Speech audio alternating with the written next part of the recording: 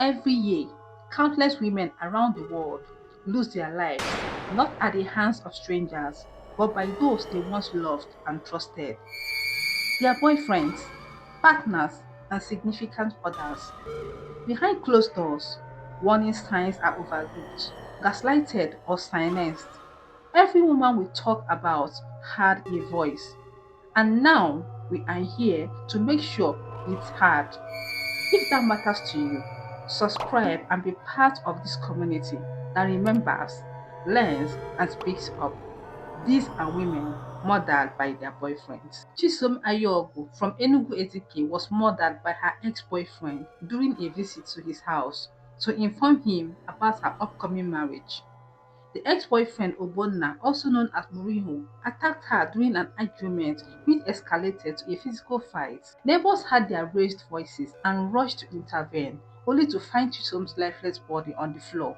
She was rushed to a nearby hospital but was confirmed dead on arrival.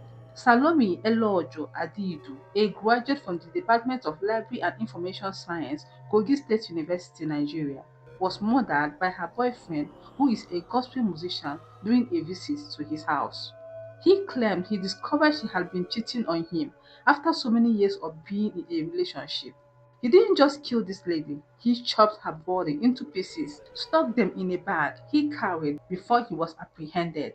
It was alleged he killed the lady for ritual purposes. However, the deceased family had debunked the statement that the victim and suspects were lovers. They insisted they never met before, but she got unlucky and entered a wrong public transportation popularly known as Keke Napepe on her way home, got abducted and murdered. Jennifer Ogado was a student when she was murdered by her boyfriend Jay Mato, a soldier. According to Jay, they had been dating for 5 years. Then he found out she was cheating on him, so he killed her. Her body was found in her apartment with multiple stab injuries and bullet wounds.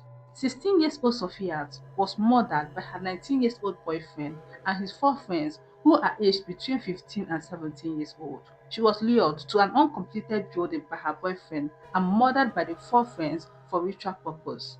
Her head was chopped off and other parts of her body dismembered and dumped in another location. The suspects were burning her head in a local port as part of the ritual process before they were apprehended by the security guards.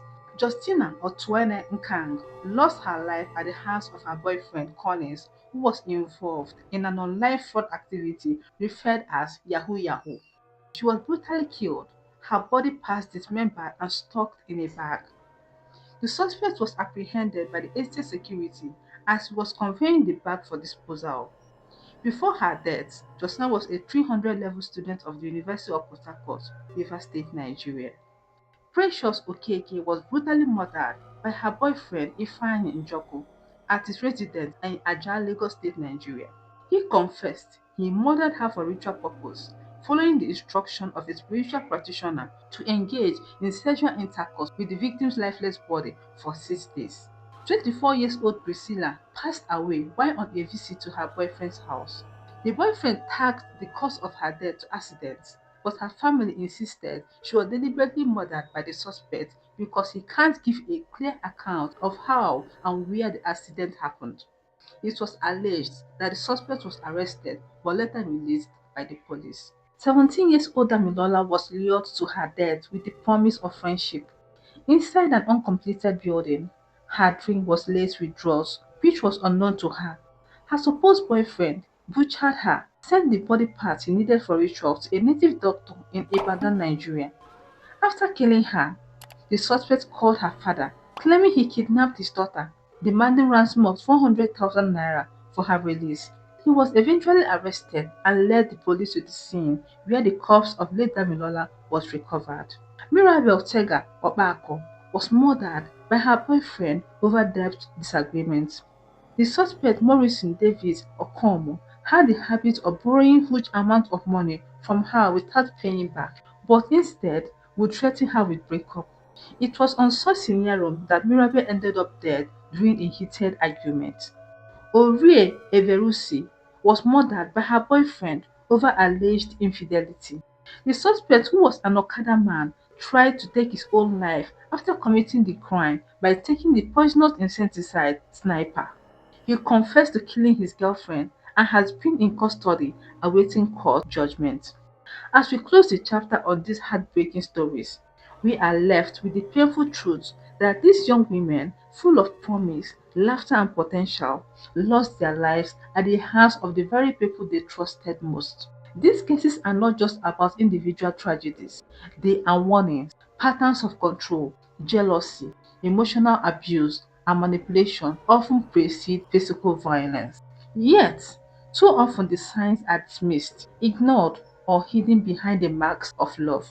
In telling these stories, we must honor the victims not just with remembrance but with actions. We must educate ourselves and others about red flags of abusive relationships. Constant monitoring, isolation from friends and family, explosive tempers and manipulations disguised as love. No one, regardless of age, background, or situation, deserves to be controlled, threatened, or killed by someone they love. To every woman watching this, your life, your safety, and your voice matter. Let this story not end in silence, but in purpose and remembrance. Stay safe, stay away. Real love never hurts. Leave your thoughts in the comment section down below, and don't forget to subscribe to the channel. Be there for the next video.